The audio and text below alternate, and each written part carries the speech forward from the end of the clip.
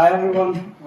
So just a brief about me. I currently work at Poglio.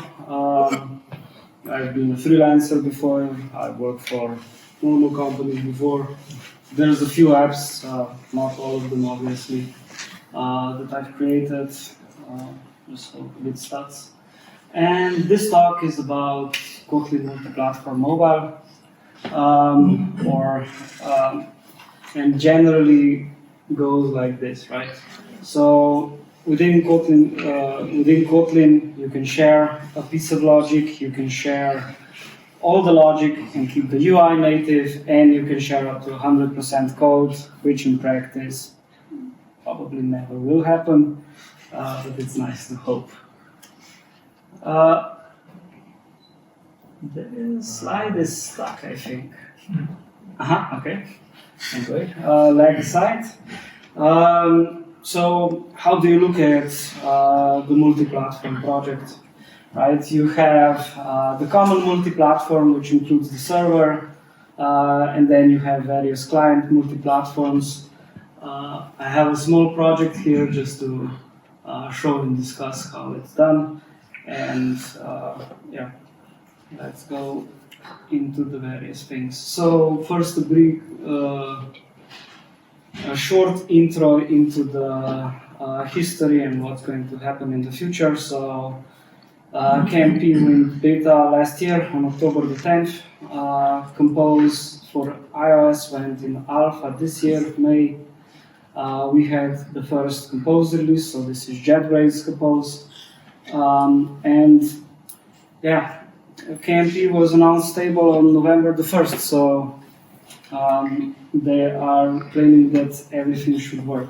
And yeah, what's going to happen in the future? So the really big things that should be exposed here is that they are going to do a direct Kotlin to Swift, or are aiming to do a direct Kotlin to Swift translation. At the moment, it's done via Objective-C, and this is still one of the bottlenecks.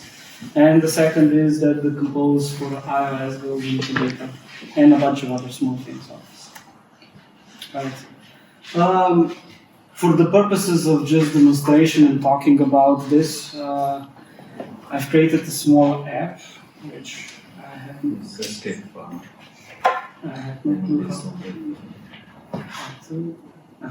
Okay. Just for the purposes of this, I've made a small app. Nothing major. So the app runs on both Android, iOS, and all the other ones. And you can play a short game with it, which is a choose-your-own-adventure style game. You can grab a coffee, you can chat with the barista, you can look at her picture, go back, and you can either continue the game or start the game. That's it. That's enough to show most of the features and most of the okay.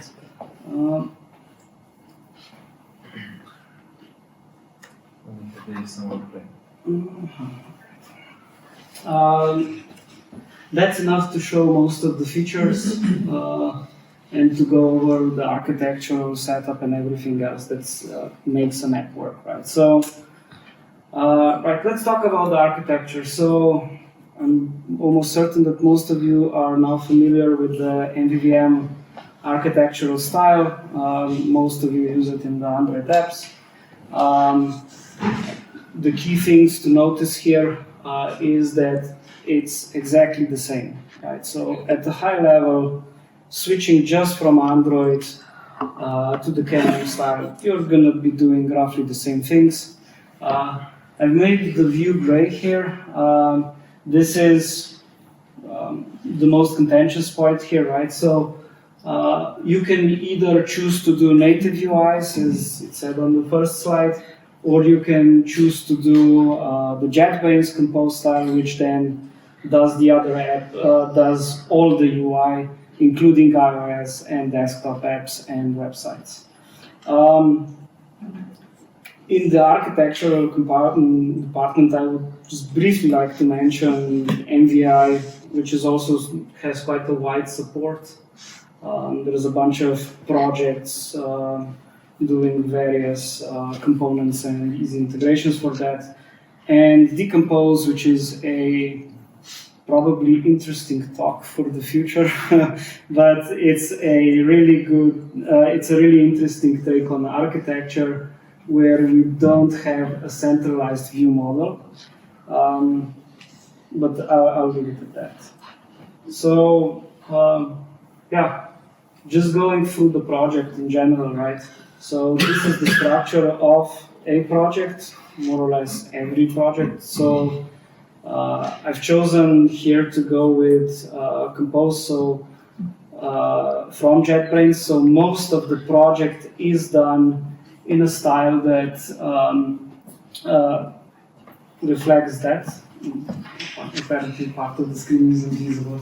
But generally you have a Compose app, you have a source set, and the source sets make up the project. And then you have the various either Android main components, so you have one for Android, one for Common, one for iOS, one for JS, one for the JVM. And below that you would also have a iOS app, and you would have other various apps where you would do proper native integrations, right? The goal of the smaller project here was to make most of the stuff within the Compose, keeping as much, seeing just how much we can do with just the multi-platform, with just JetBrains Compose, so most of the code is there. For the other stuff, so key points to see, it has a build.gradle file, so everything is done via the Gradle system, and we'll shortly look into that, right? So project setup, which is probably the biggest hurdle most of you will face when you start a KMM project, almost always, is just getting the setup correct, right?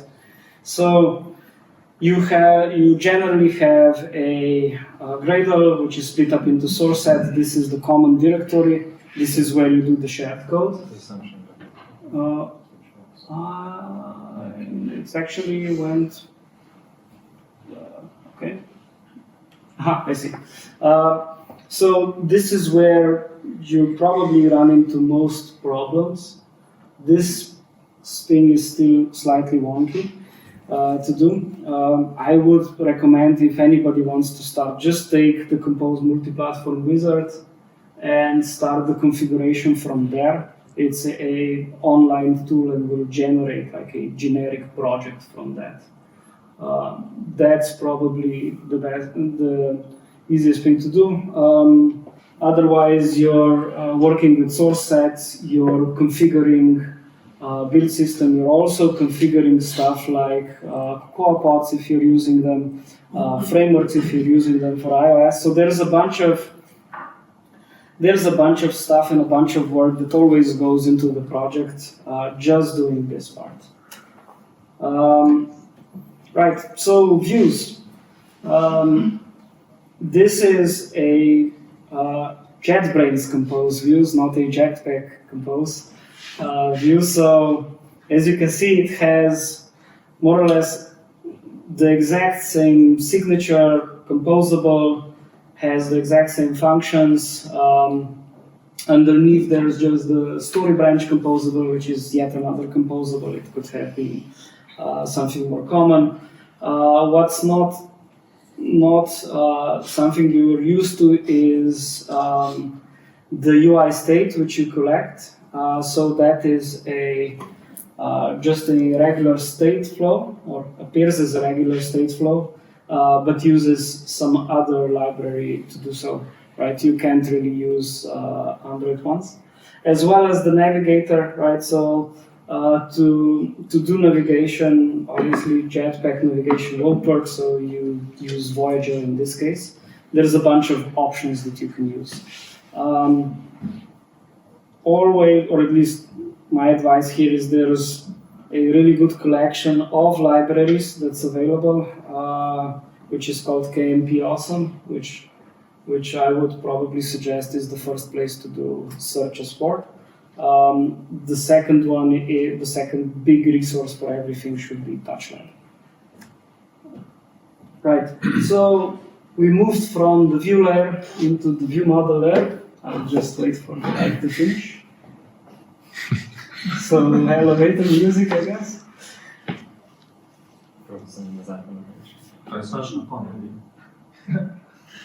Okay.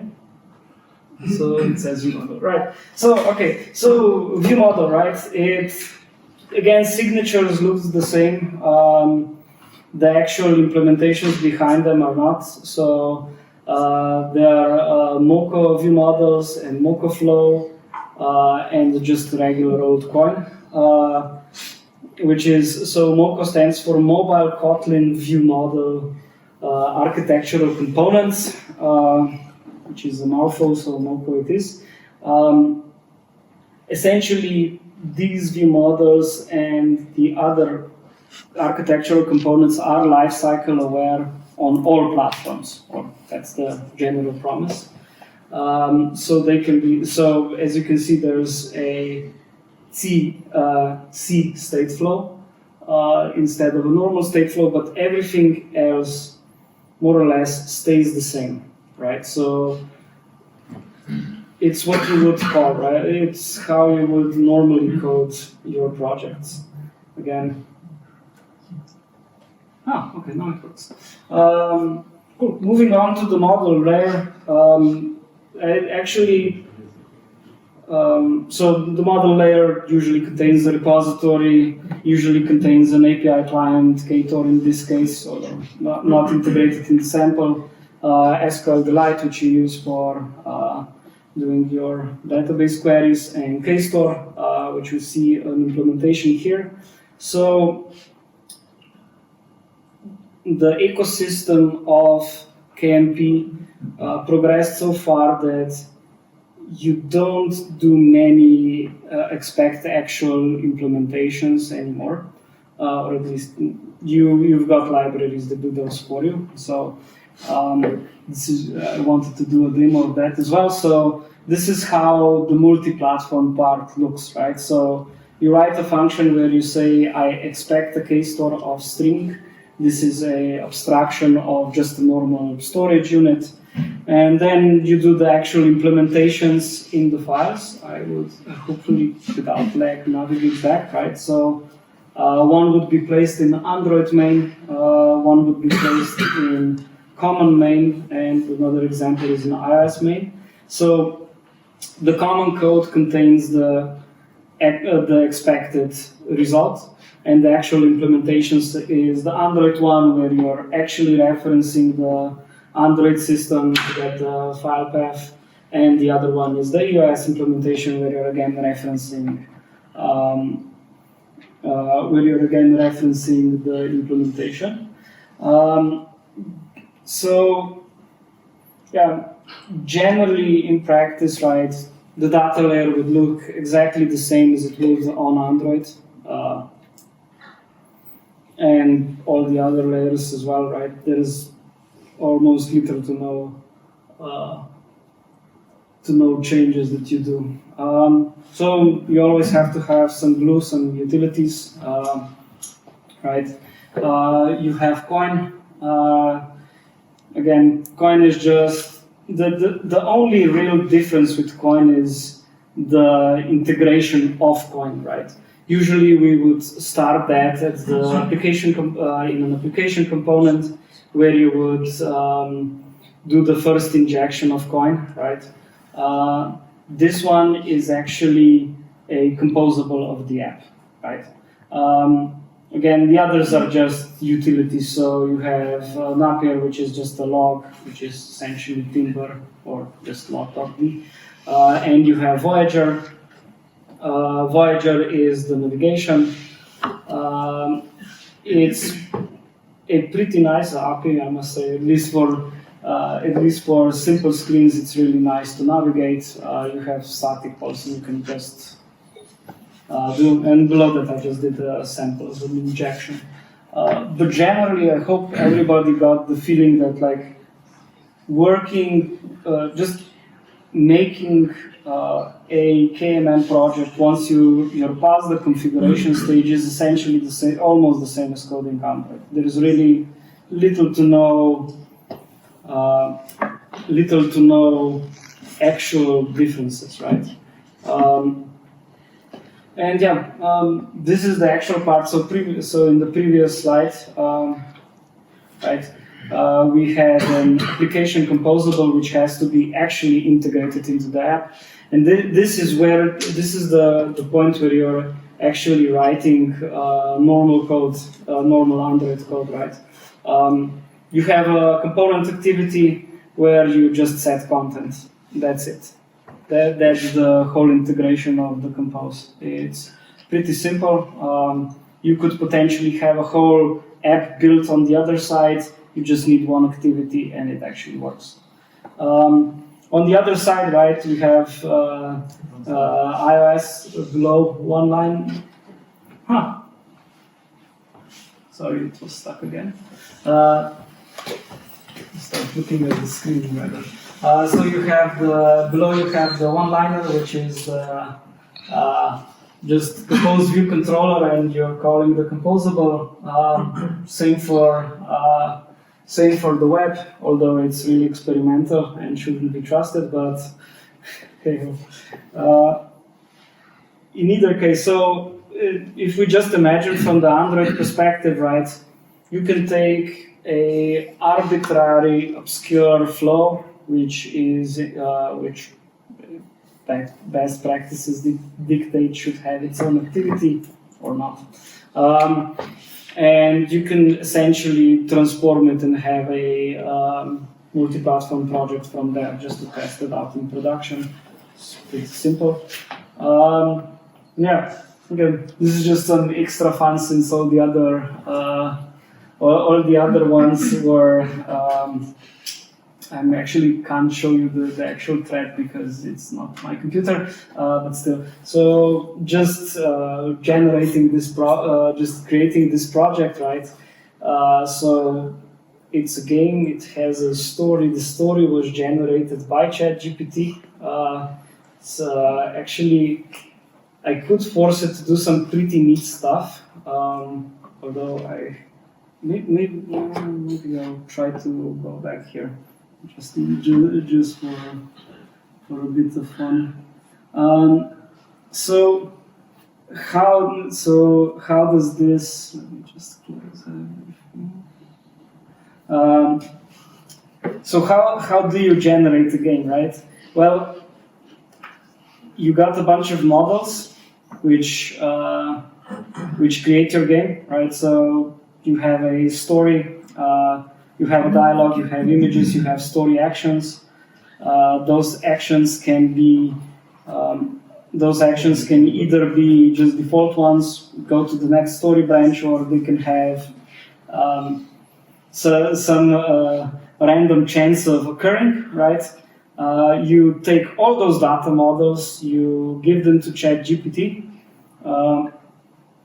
and say, I want a story. And the output is the story. The output is the actual story. So this is actually generated. So the cool thing about that was that it almost got it right. So I almost had no compiler warnings.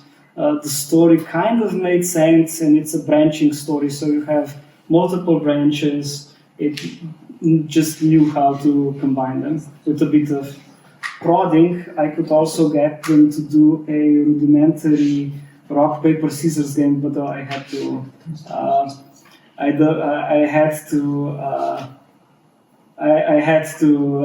slightly tweak it a bit to actually make it work. But this is the best it could do, right? So it could actually understand that it needs to have a variable chance of by thirds, and it needs to go to the next screen, so it did, right?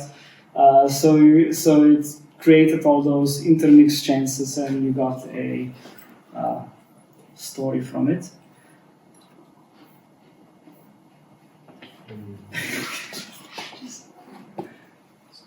That's a good. And anyway, that's the end of the presentation so far. Any questions?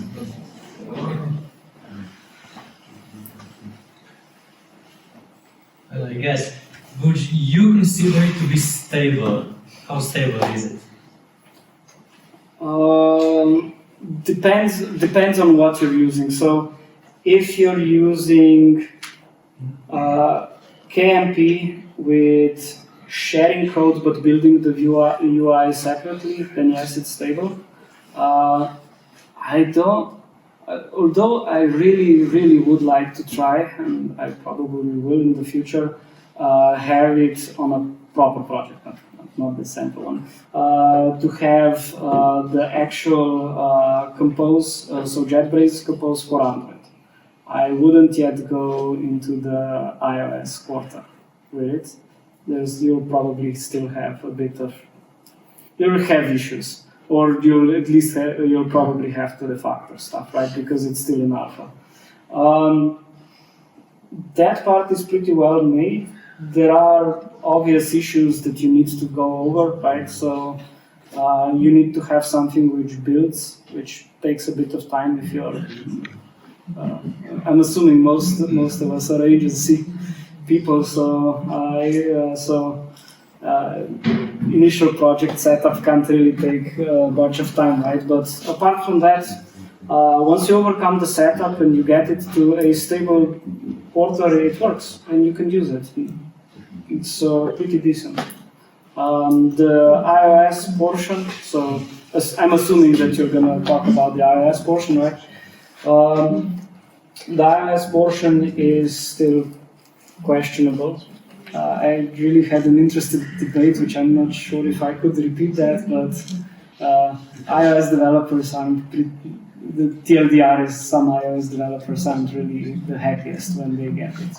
That's it. Basically, multi-platform is 10% designing the project and 10% finding out library replacements and then 80% trying to convince iOS developers to pick it up.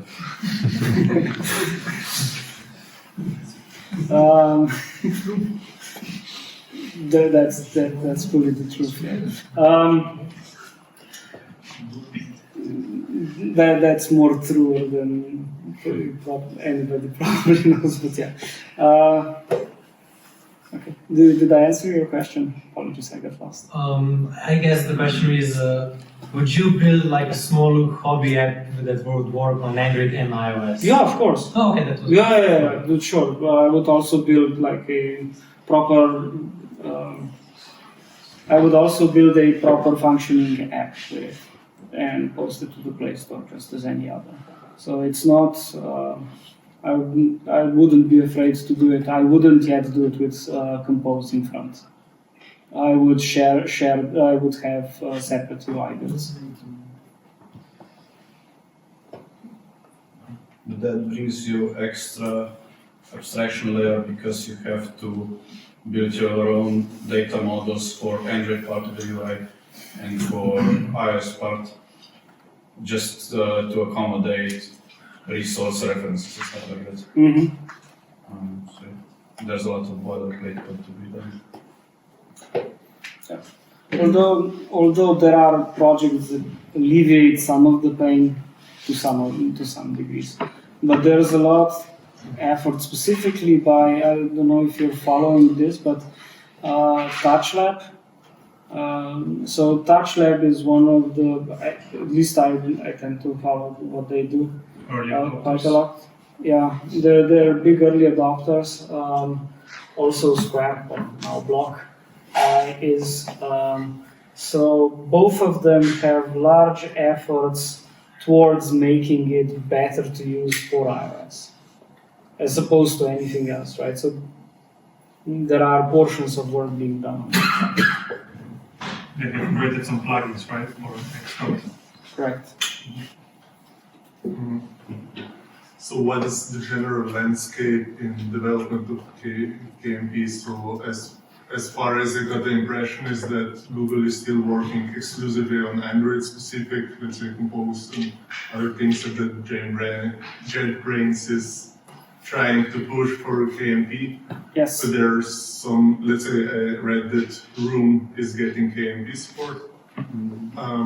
Who is doing that, and is there going into direction that Google will also start to do KMP supporting stuff, or? I can only speculate, so I don't know. Like that's a bit. So I hope so. Like it would be cool to have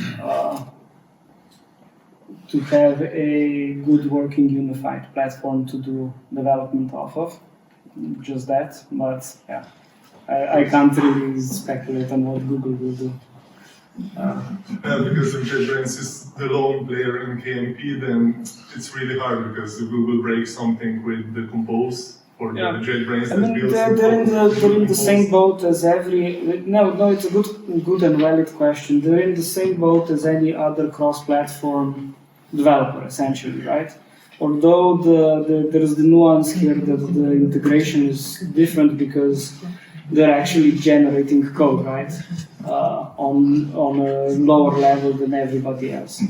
For Compose, that's not the case anymore, right? So they're, as far as I understand, they're in the same boat as everybody else within the cross-platform scene. So Flutter, so React Native and Xamarin and everything else, right? Not sure if like the first time I tried this, I got that PhoneGap / Apache Cordova vibe with development. If anybody seeing stars here, but yeah, it's mainly pimping and updating the libraries because the ecosystem is so new. Okay, thank you. Do you need to make any significant changes in like view model if you want to combine Compose multi-platform and native views? Yeah, so if you want to combine, So for some views you want native for the UI layer, and for Yes. some views you just want to use Compose multi-platform.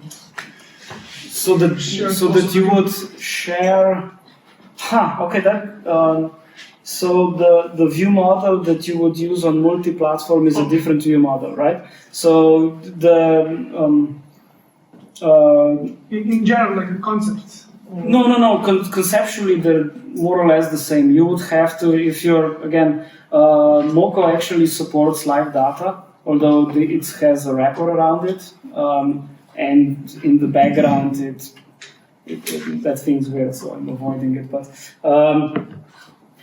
generally, if you have live data or if you have stateflow, which goes from the view model to the view, right? What you would need to do is use a Moco wrapper or some other wrapper, right? You would need to use a view model which supports the multi-platforms that you're trying to integrate into, because it needs to be lifecycle aware, right? So just that integration point so that you get the proper on cleared or whatever, right?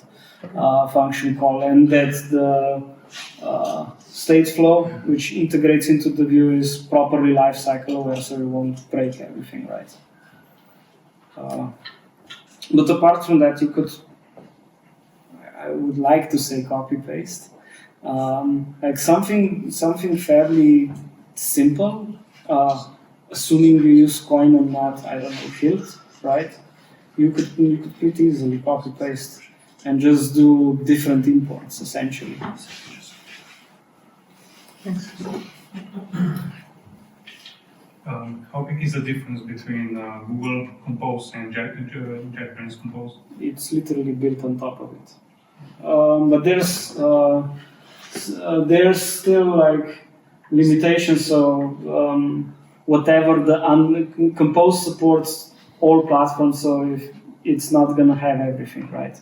It's not one-to-one, but it's built on top of it. So if you can code it within Compose, then it should work. And it should work exactly the same, almost exactly the same, right? No, there's actually one thing for the view model part. which is this. Kotlin Multiplatform Mobile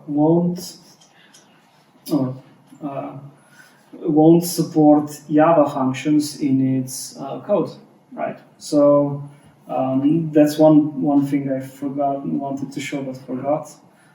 So for instance, right, simple things like having a stack, right? So I wanted to have back button functionality integrated, right? So we got to do a simple stack. You don't have it because it's Java utils, right?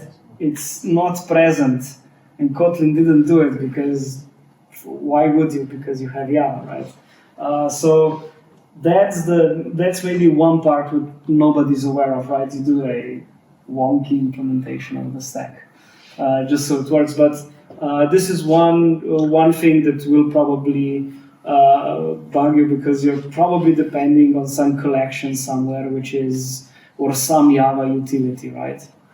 Somewhere. That's the thing that doesn't exist, and that's the thing that will probably make problems for you. Yeah? Who makes all of the libraries you mentioned?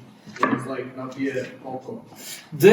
So that's just the community, generally, right? So you have the big library, the big movers, right, which is JetBrains themselves. So it's like you have like Kotlin serialization, but you also have like, I don't know, JSON and whatnot, right? So those are various developers, and it's like the ecosystem is as small as one developer doing something at home, right? And as large as a company investing real time and real dollars into it, right? So some are small, some are big investments, right?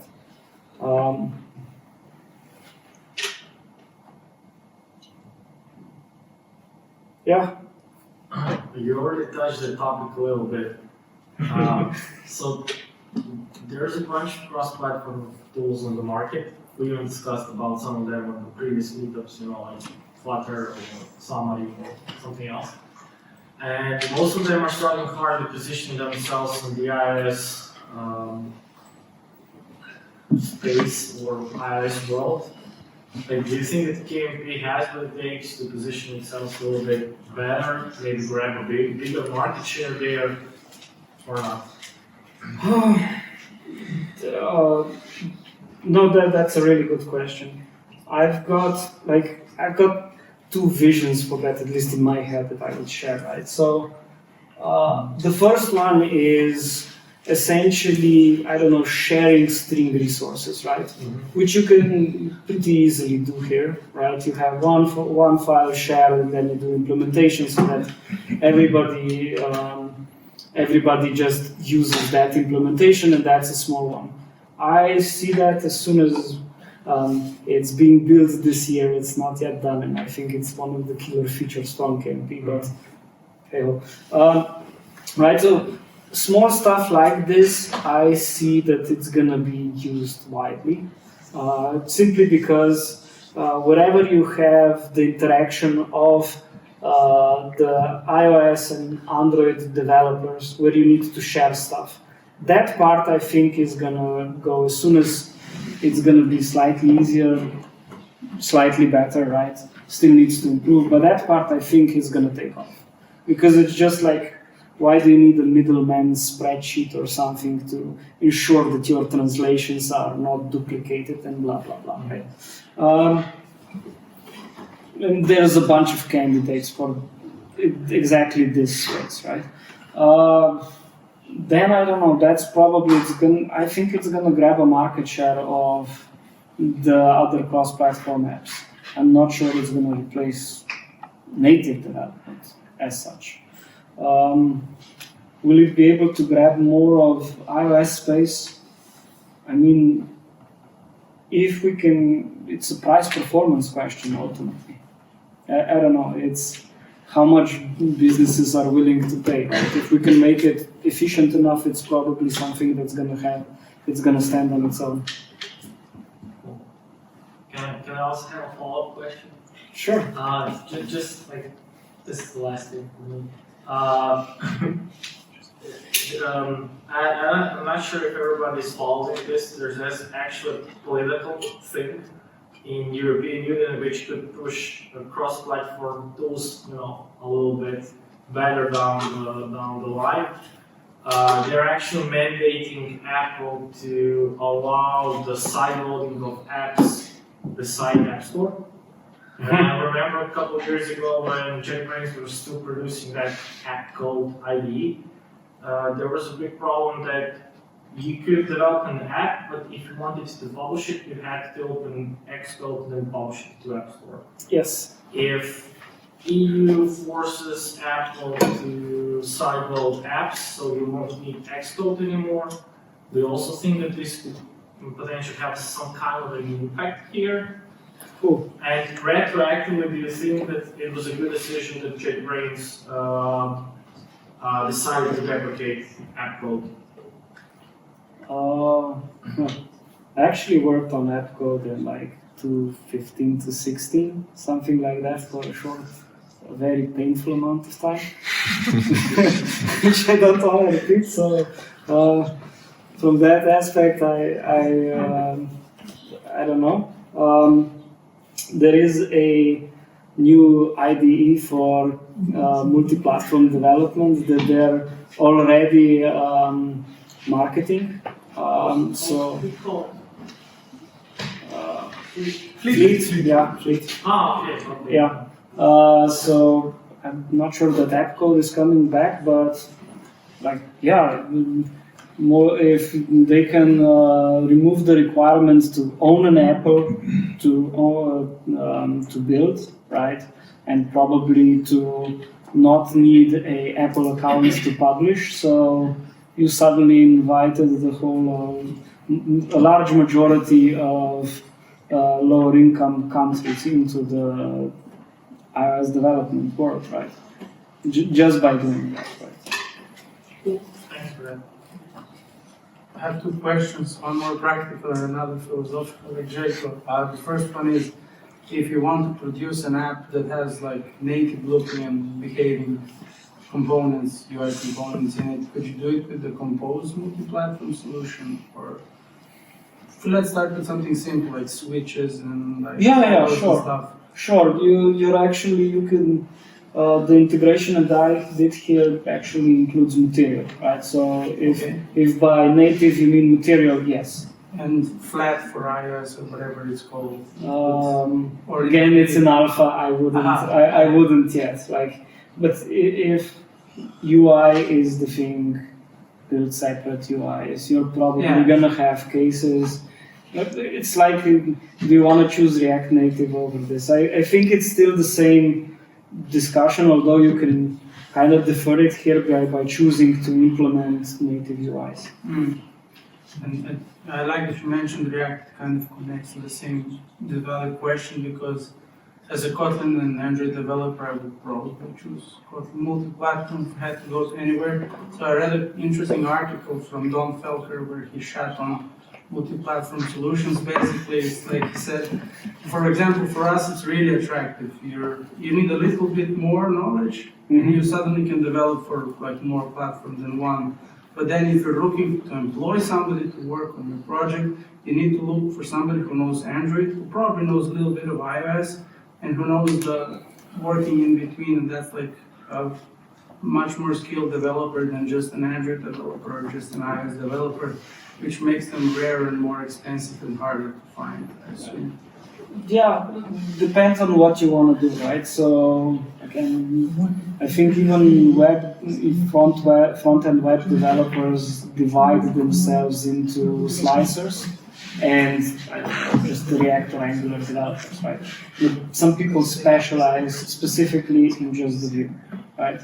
That could potentially be the answer, right? If we're going with, if you're doing Compose, you don't actually need the knowledge the same way that a React Native or a Flutter dev does not need the knowledge, right? Or at least a depth of knowledge, right? If you're doing native views, then you need a slicer.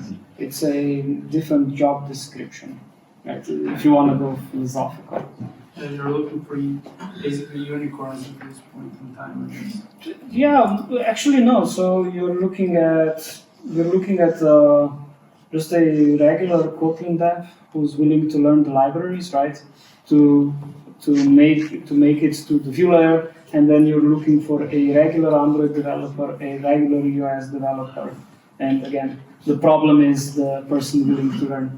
I am again also the same. I'm not sure that this is gonna work like you're gonna do a web page, because just the view model for a view is so different from a web page. Yeah. The data concerns are so different, right?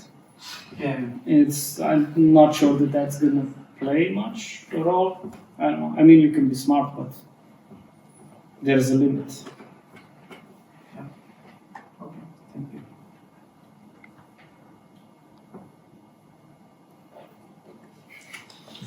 Just another one. So you have KMP for cross-platform development for mobile. You have Cater if you want to build a web app or web backend, I don't know, something. Cater also has a front-end builder, so you could pretty much, you could pretty much build a UI for web in Cater. It wouldn't be beautiful, it wouldn't be animated, but it would work. Do you think that moving forward with Kotlin we could have full-stack developers, something like Rails or something like that? And it makes sense for maybe younger generations who are enthusiastic about Kotlin to just go down that road. I mean, it's the same problem you have. You're essentially training to become a unicorn, right? Yeah. Maybe I can join in a little bit. It relates to what I asked before. So if Google starts putting effort into making libraries that are friendly for KMP, so that you as Android developer, you don't need to learn two different things. And that okay, Google made this version, next version they will not break the KMP support, because right now if they decided to start doing Compose 2.0 and they say, yeah, sorry JetBrains, we really want this to work well on Android, and then JetBrains at some point will say, okay, it's not worth pushing for that anymore in that thing, we'll start building something else. And at the point where you're still relying on community-built libraries, it's still a bit hard to get into that. But if okay, I have Room, I have Retrofit, I have Compose that work just like Android, then it's very little step for me to also do iOS app. And similar for Ktor, okay, the only thing that's similar is maybe some coroutines, but other than that, it's the Kotlin as programming language, and programming language is not really that super hard to learn. You have to train for building backends if you really want to be good in there. So in that sense, it's still unicorn, even though it's the same language. And then as far as I see the future of KMP, it's really if Google starts putting effort into making KMP compatible libraries, then I see some very good.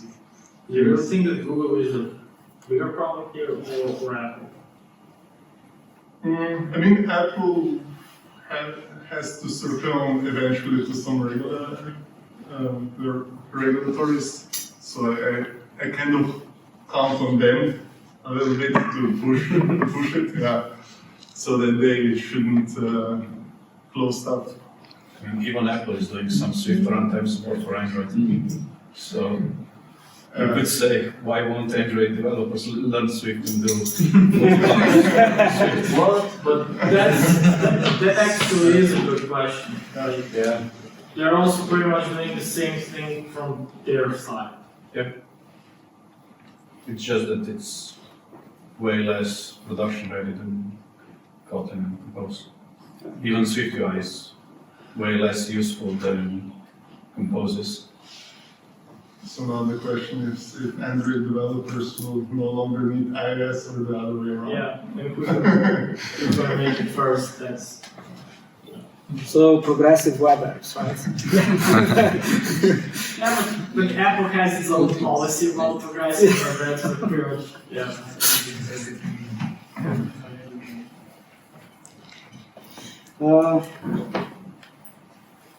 Yeah. Any other questions? Okay. I actually would like to make a picture of myself with you in the background, not only if none of you raises a hand and has a. Oh. Thank you. Yes.